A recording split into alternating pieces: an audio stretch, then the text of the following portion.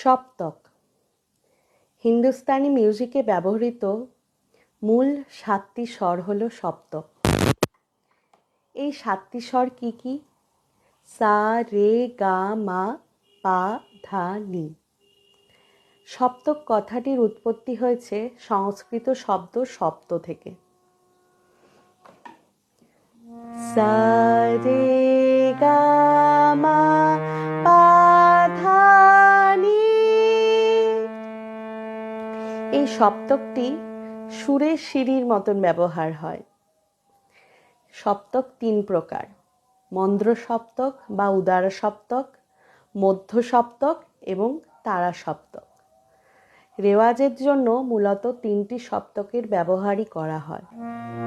সা রে গা মা পা, পা পা পা পা পা, রে গা মা পা ধা, ধা ধা ধা ধা ধা, গা মা পা ধা নি, নি নি নি নি নি, মা পা ধা নি সা, গা রে সা, সা সা সা সা সা, সা নি ধা পা মা গা রে সা সা সা, সা সা, সা নি, সা ধা, সা পা পা মা গা রে সা, পা পা মা গা রে সা।